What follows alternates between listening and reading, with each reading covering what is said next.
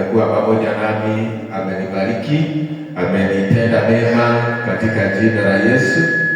Abia rafiki yako, karibu tusikie neno. Karibisha mwambie, karibu tusikie neno. Amen. Siku ya leo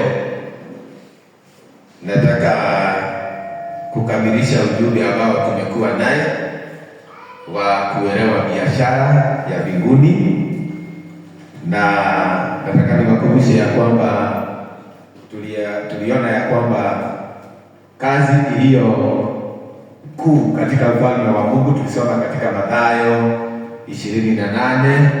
I think tunaweza ekewa Mathayo 28 mstari wa 18 hadi 20, na neno la Mungu likasema ya kwamba Yesu akaja kwao akasema nao kwamba nimepewa mamlaka yote mbinguni na duniani. Basi enendeni mkawafanya mataifa yote kuwa wanafunzi, mkiwabatiza katika jina la Baba na la Mwana na la Roho Mtakatifu. Tafadhali toa hiyo weko na uweke vizuri, sasa isikike vizuri.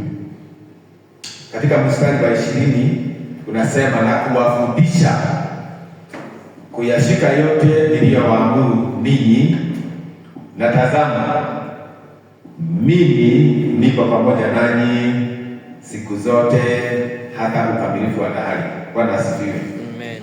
Na tukaona ya kwamba, na tumekuwa tukiona ya kwamba hii ndio kazi yenye Mungu ama Yesu aliyepatia kanisa lake. Hii ndio biashara, hii ndio jukumu ambayo kila Mkristo are supposed to be engaged in. Na tukaona ya kwamba Mkristo yeyote mwenye ako serious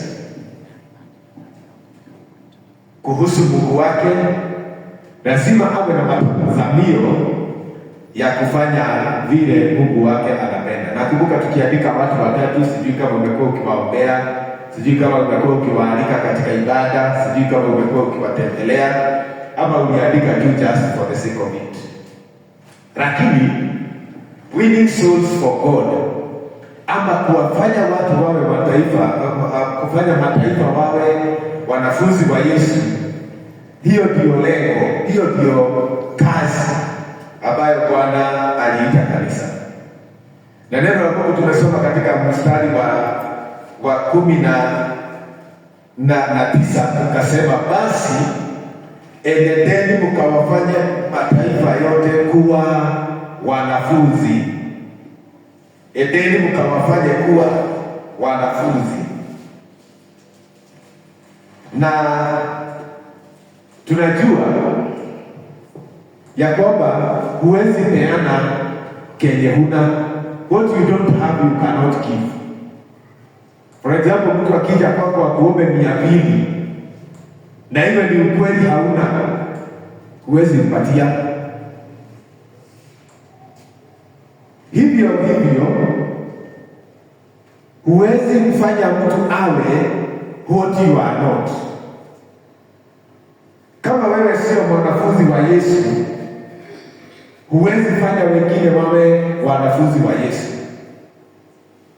Vile tu ambavyo huwezi patia mtu what you don't have. Na kwa hivyo, wapendwa wa siku ya leo, nataka tujiulize, what does it mean to be a disciple? Kuwa mwanafunzi wa Yesu kuna maanisha nini? Na hili kila mmoja wetu aweze kujiuliza, je, mimi ni mwanafunzi wa Yesu ama mimi ni Mkristo? Na ningependa wapendwa siku ya leo tusome katika Luka 9. Tusome Luka 9 mstari wa 23 hadi 26. Luke 9:23 to 26. Neno la Mungu linasema hivi: akawaambia nawaambia wote, mtu yeyote akitaka kunitafuta na ajikane mwenyewe, ajitwike msalaba wake kila siku anitafute. Kwa kuwa mtu atakaye kuiponya nafsi yake ataiangamiza, na mtu atakaye iangamiza nafsi yake kwa ajili yangu ndiye atakaye isalimisha. Kwa kuwa yamfaa nini mtu kupata ulimwengu wote kama ajiangamiza au kujipoteza mwenyewe? Kwa sababu kile atakaye nionea haya mimi na neno yangu na maneno yangu, Mwana wa Adamu atamuonea haya mtu huyo atakapokuja katika utukufu wake na wa Baba na wa malaika watakatifu. Bwana asifiwe. Watu wengi siku nyakati hizi wanajiita Wakristo, na ni kweli, lakini ni wachache sana ambao ni wafuasi wa Yesu. Tuliona ya kwamba neno la Mungu limesema tuende tukawafanye watu wawe wafuasi wa Yesu. Na nilipokuwa na waza maneno haya, nilikuwa naona ya kwamba Mkristo ni mtu ambaye anamwamini Yesu, na inawezekana ya kwamba bado anaenda kanisa na hata pengine anasava katika kanisa, lakini a disciple mwenye tunamuita kwa Kiswahili mfuasi ni mtu mwenye anafuata Yesu kwa maisha yao yote, who follows Jesus with their whole life. Na ndivyo Yesu alisema, kama mtu yeyote akitaka kunifuata, kama mtu yeyote akitaka kunitafuta. Hakusema ya kwamba kama mtu akitaka kuwa Mkristo, alisema kama mtu akitaka kunifuata. Na kwa hivyo Yesu alikuwa anawaalika Wakristo kwa commitment, kwa kujitolea, sio kwa kustarehe. Jesus was inviting people for commitment, not comfort. Bwana asifiwe. Na kwa hivyo kuwa mfuasi wa Yesu, hata Yesu hakusema kama watu wanataka, alisema mtu yeyote, mtu, sio watu. Na kwa hivyo kuwa mwanafunzi wa Yesu is personal. Ni wewe ama mimi nifanye kauli ya kumfuata Yesu personal. Ndivyo Yesu alisema, mtu yeyote akitaka kunifuata. Hakusema watu wakitaka kunifuata. Na si ya kwamba hapo anajua kuna watu wengi, hata wakati alikuwa ananenea watu wengi.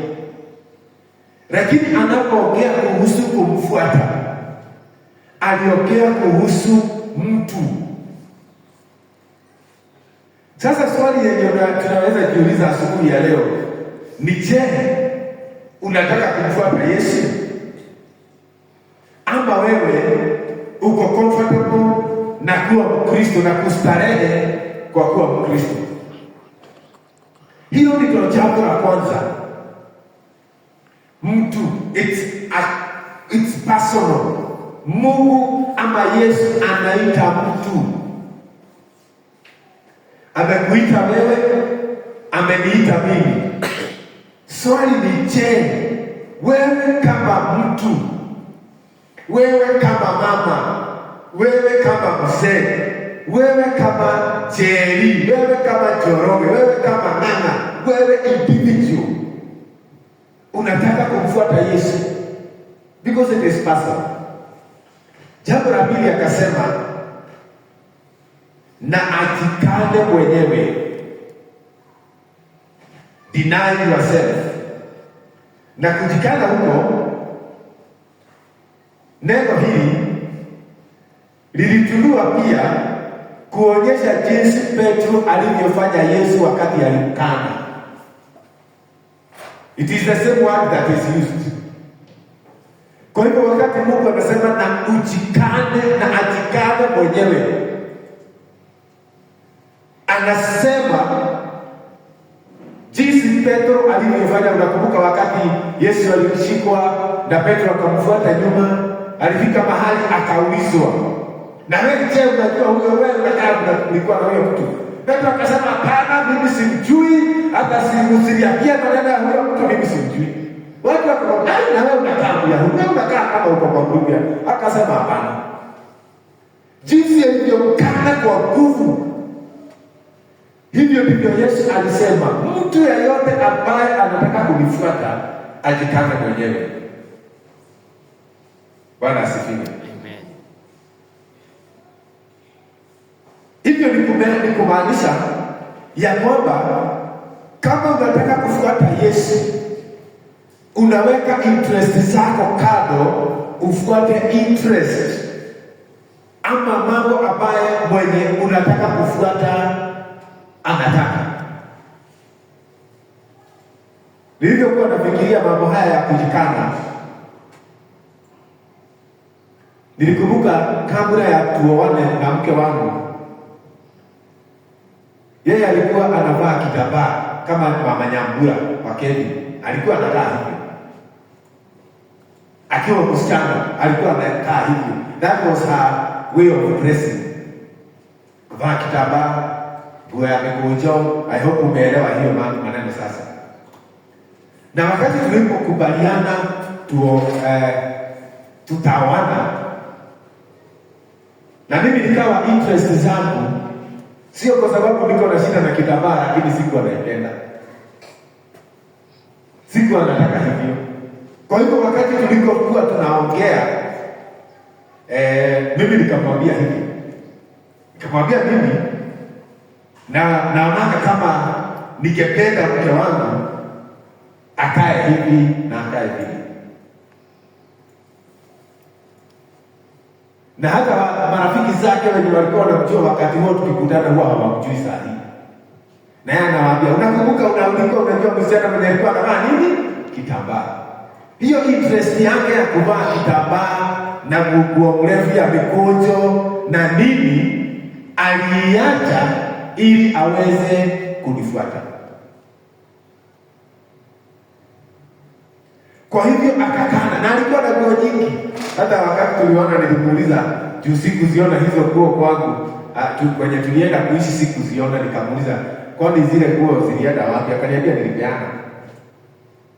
Siku hizi hata alisahau kufunga kitambaa. Hii atakwenda blokei na msuku wala kufunga. Anashindana kama dakika 20 kwa kioo. Bwana asifiwe. Kwa hivyo Yesu anasema mwenye anataka kunifuata ajikane mwenyewe, anifuate. Bwana asifiwe. Na kwa hivyo Mungu anatuita tuchague mapenzi yake juu ya mapenzi yetu. Unakumbuka wakati Yesu alikuwa anafesi msalaba, alienda pale katika shamba la Gethsemane na akaomba Mungu. Mapenzi ya Yesu kama angeulizwa, alikuwa aondolewe msalaba. Hakuwa anataka kufesi msalaba, hakuwa anataka kusulubishwa. Wakati alipokuwa anaomba akaambia Mungu, Baba yangu, mimi nikikubalika kwako niondolee msalaba, lakini sio kwa mapenzi yangu, lakini jinsi upendavyo wewe.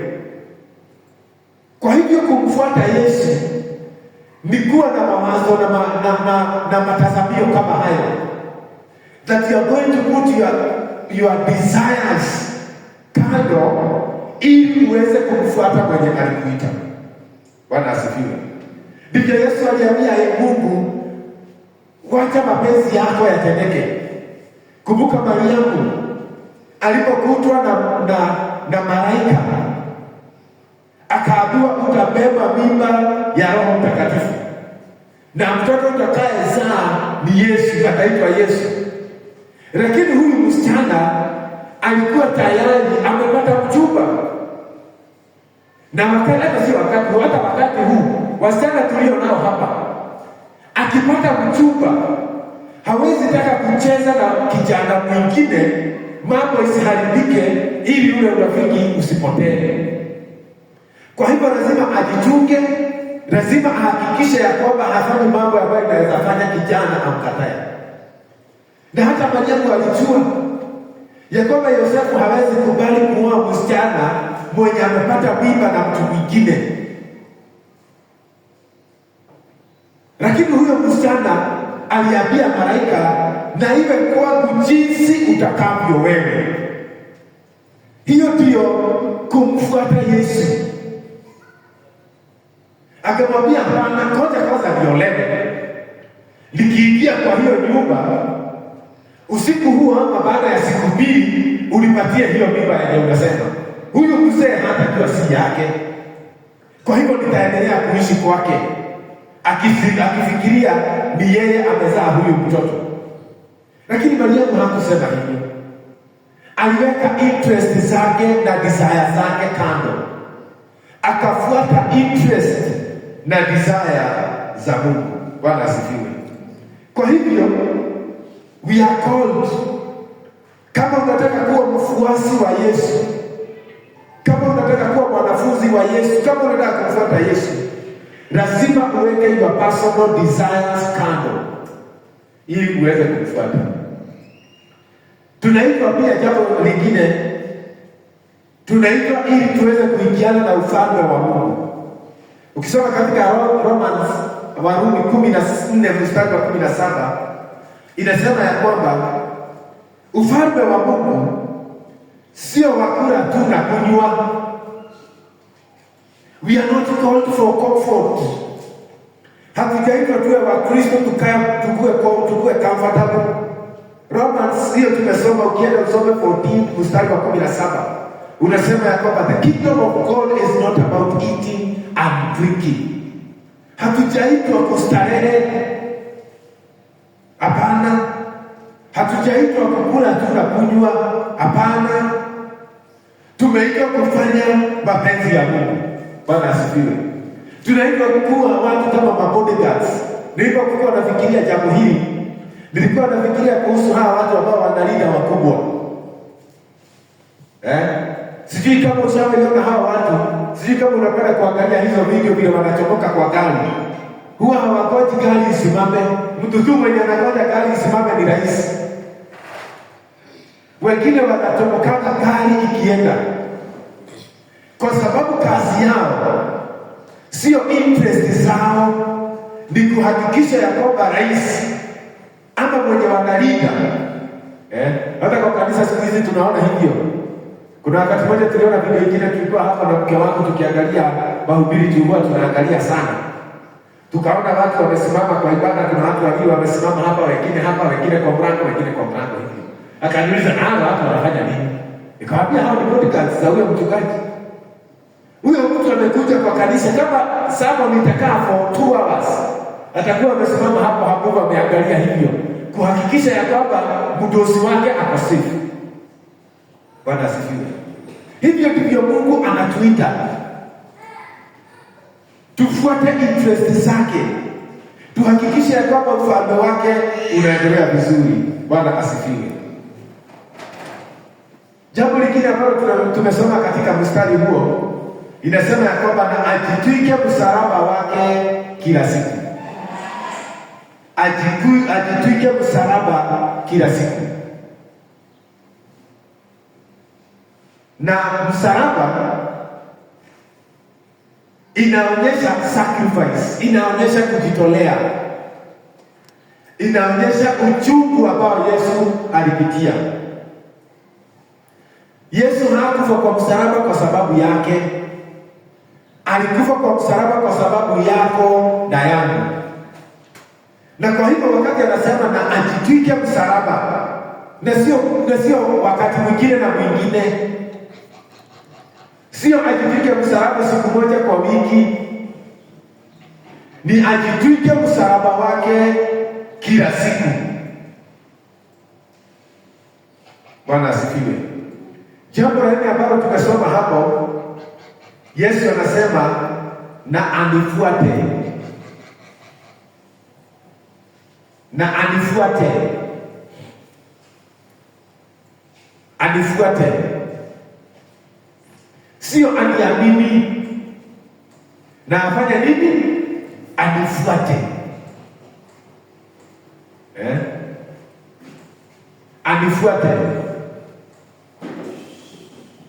Wamama ambao wako hapa na wameolewa, hakuolewa na akaendelea kukaa kwao, wakati alipata huyo kijana ama mzee na wakakubaliana tutaoana sasa, alifuata huyo mtu akaenda kwao. Sio kusema tu namwamini, mimi nakujua nakuamini. Bwana asifiwe. Je, kumfuata ni kumaanishaje? Salimia rafiki yako mwambie ni kuwa mtiifu kwa neno la Mungu. Obey his word. Kuwa mtiifu kwa neno la Mungu. Kuwa ya kwamba mambo ambayo ninayafanya, je, yameruhusiwa na neno la Mungu? Kuna wakati mmoja tulikuwa tunaongea na some students wasichana, na msichana mmoja tukafika mahali tukaona ya kwamba anaanguka mtihani kwa sababu ako na boyfriend, ako na boy lover. Na nikamwambia kama unataka kuendelea, unajua hiyo ni kinyume cha sheria za shule. Alafu nikamuuliza, je, unaweza peleka huyo kijana kwa mzazi? Baba yako na mama yako wanajua uko na mchumba. Akaniambia, jorangu ni wawe.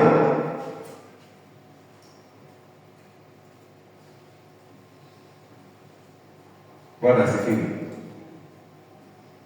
Nikuulize, matendo yako, kama Mungu amekuja asimame mbele yako hapa hivyo na umuone ndiye huyu hapa, unaweza fanya hivyo? Unaweza sema hivyo? Unaweza enda na hiyo mienendo? Bwana asifiwe. Kumfuata Yesu ni kutembea katika hatua zake, walking in his footsteps.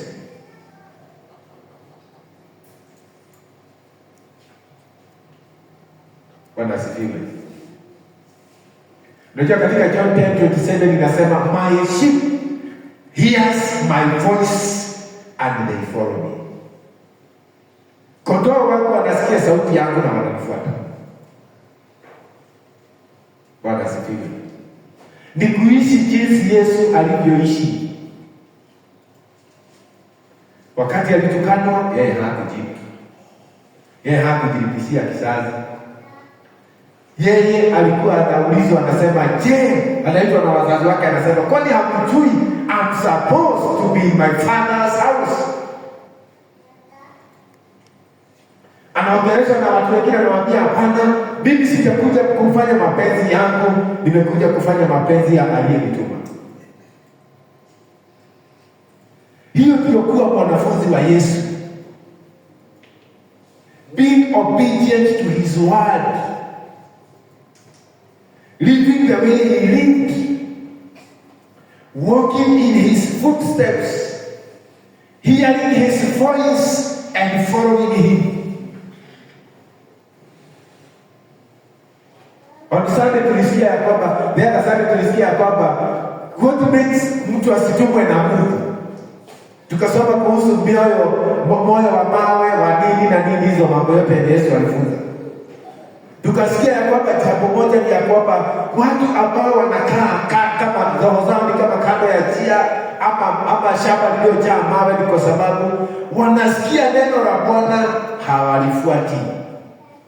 They don't understand it. Bwana asifiwe. Na kumfuata Yesu kwa mwanafunzi ya Yesu si bure.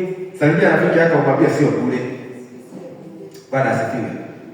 Mstari wa 24 tumesoma tukasikia ya kwamba kwa kuwa mtu atakayeponya nafsi yake ataiangamiza, na mtu atakayeangamiza nafsi yake kwa ajili yangu ndiye atakayeisalimisha.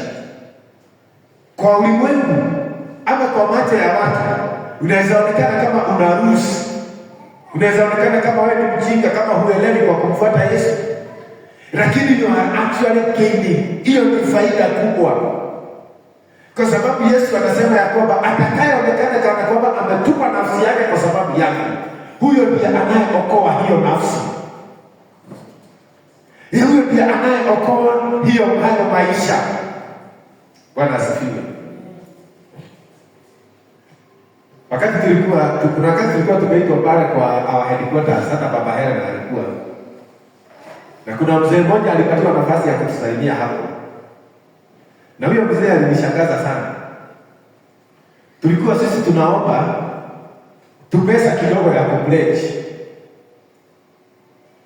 Mtu wa pledge ili tuweze kufanya hiyo Bishop Day ikuwe successful.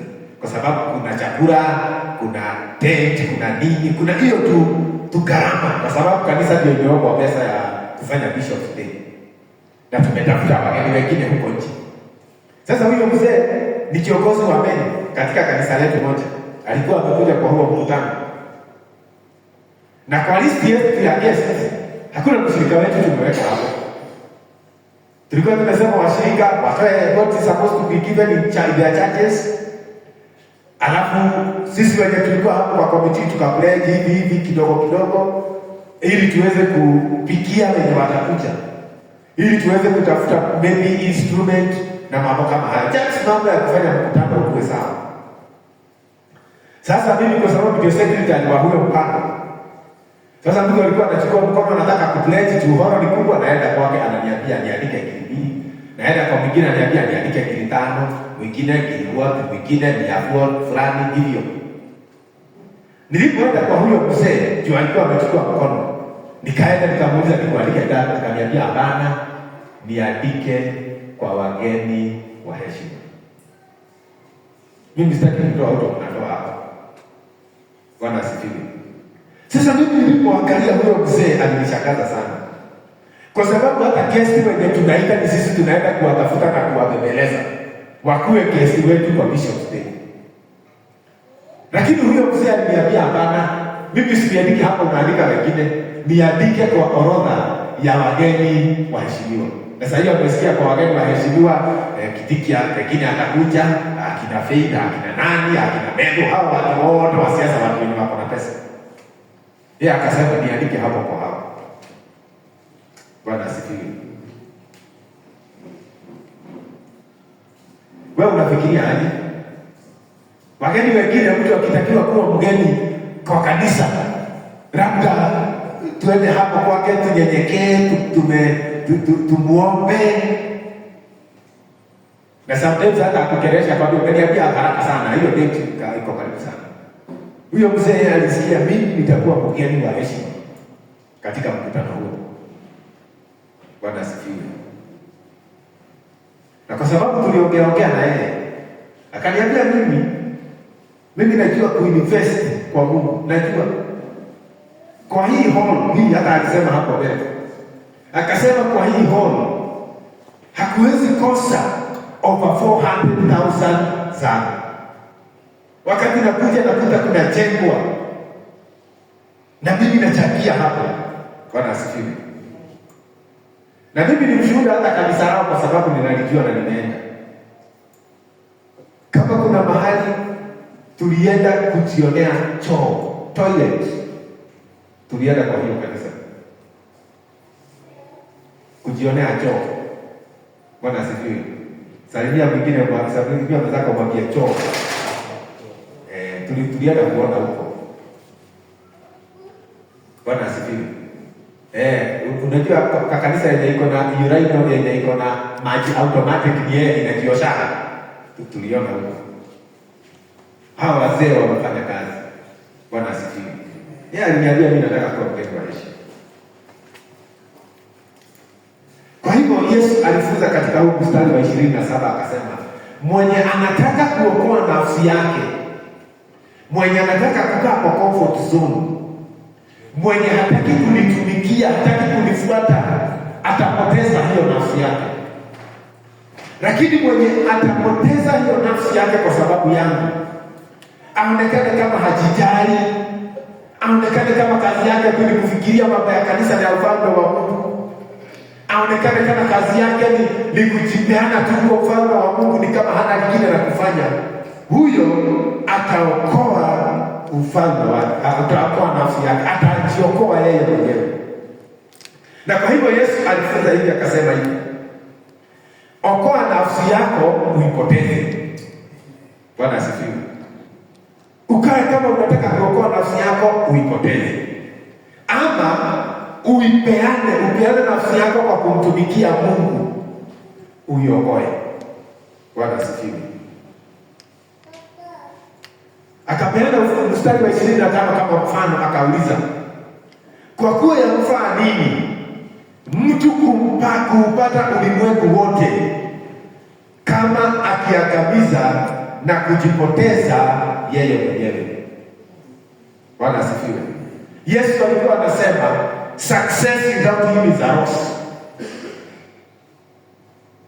Ukitafuta kufaulu bila kutafuta ufalme wa Mungu, hiyo ni hasara. Bwana asifiwe. Utajiri bila Yesu hakuna, ni empty. Ukiangalia siku hizi utaona jinsi watu wanavyokimbisha utajiri na prosperity. Wanaenda kila mahali, wanafanya kila kitu, lakini hawana hata furaha ya dawa, hata hawafikii Kenya wanaenda kutafuta. Bwana asifiwe. Kwa hivyo Yesu akapeana mfano akauliza, ukigain the whole world alafu upoteze wewe mwenyewe, utafaidika na nini? Kuna mzee mmoja, nikimaliza, tulikuwa tunakutana mahali garage pale ili atake namba, na huyo mzee ako na yadi kubwa sana ya mbao pale area za Magumu kubwa. Ni mzee ako na mali, tajiri. Alikuwa anakuja kuleta gari yake hapo ifanye service, na ni gari kubwa. Sasa alipokuwa anakuja hapo kwa hiyo gari, anakuta tu vijana hawa wenye wanafunzwa kutengeneza gari, tu vijana kidogo, anakaita, wewe kuja. Anakuja anakuambia, hebu angalia ile mguu kama iko na pumzi, kakijana kakigonga kakiitigiza hivi, anakapatia 200. Anaangalia kijana mwingine anamwambia, hebu angalia kama brakes iko, aende na wapatia tu kazi hivyo tu. Akiwapatia pesa. Sasa siku moja mimi nilikuwa hapa na mimi nimepeleka yangu irekebisho. Akapatia huyo tu kijana kazi, na pia pakuza pale, fanya hivi, akiwapatia pesa. Akatuambia, mimi Mungu alinipatia pesa, lakini alininyima watoto. Sio kwamba hajazaa, ako na vijana, lakini hao vijana wameingia kwa ulevi, wameingia kwa tabia ambazo baba hawezi wa entrust kwa utajiri alionao. Sasa alikuwa anaona tu vijana kamekuja kufunzwa kuwa makanika, anaona kanakaa malaika, anakapatia pesa, anaona ni kazuri. Anaangalia anasema, huyu ndio mwana wangu, huyu ni mtoto wa mtu. Badala ya kuwe grab hapo hapa akifunzwa kutengeneza gari, anaona kama ni malaika. Bwana asifiwe. Akatuambia, mimi Mungu alinipatia pesa, lakini alininyima watoto.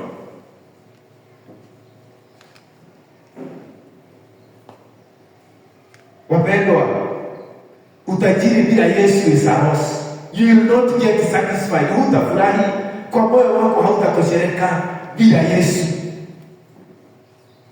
Bwana asifiwe. Huyo mzee ako na kila kitu, lakini mwenye anaona kwake ni kubwa kwa kwa sababu watoto wake walienda njia nyingine. Bwana asifiwe. Kwa hivyo Yesu mstari wa 26 nikimaliza akasema, kwa sababu atakayenionea haya mimi na maneno yangu, mwana wa Adamu atamuonea haya. Usipoishi kama mfuasi wa Yesu, hata yeye atakuonea haya. Unajua Musa aliambia wana wa Israeli, hii sheria yangu hii muiandike kwa milango ya nyumba yenu, mfunze watoto wenu. Bwana asifiwe.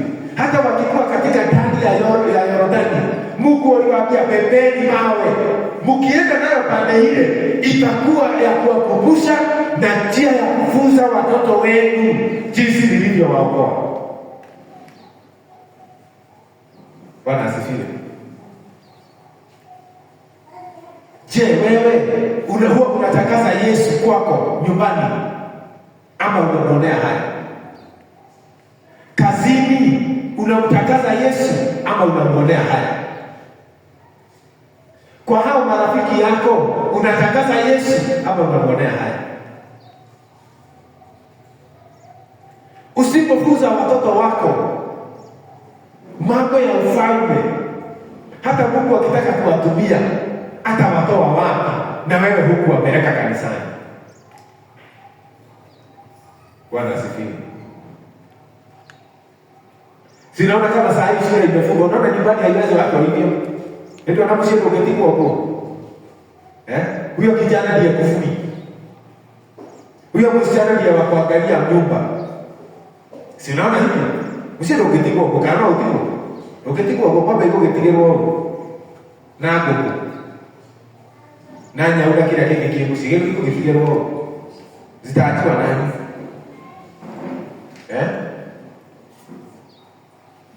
Nani ataanza akiangalia hapa? Bwana asifiwe.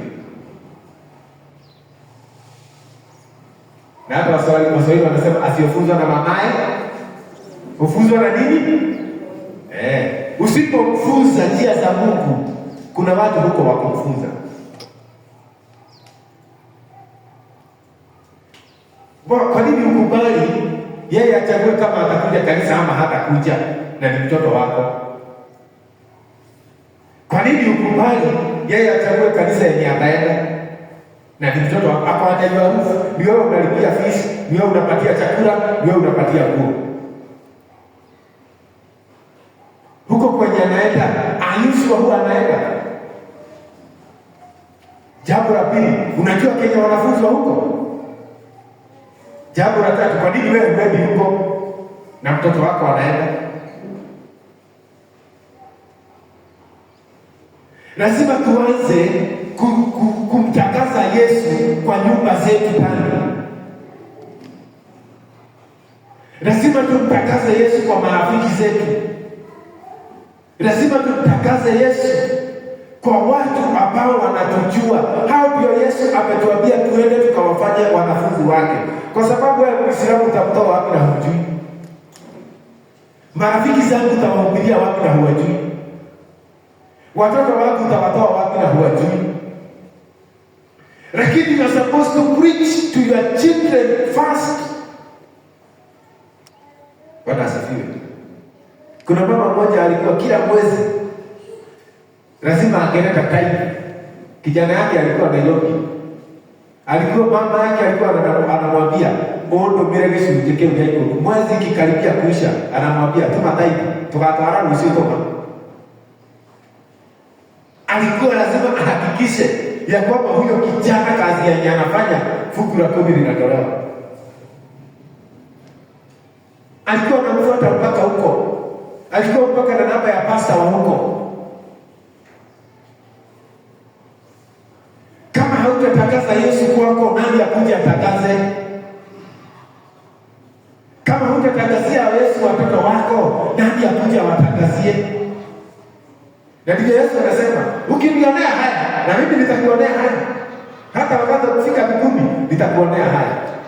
Kwa hivyo inawezekana ya kwamba kuna watu wataishi kwa kanisa, watumike kwa kanisa, wafanye kazi kwa kanisa, lakini kwa sababu walimwonea Yesu haya hawakumtakaza, na yeye akose kuwatakaza hata tukifika mbinguni. Bwana asifiwe. Simsimame tuombe katika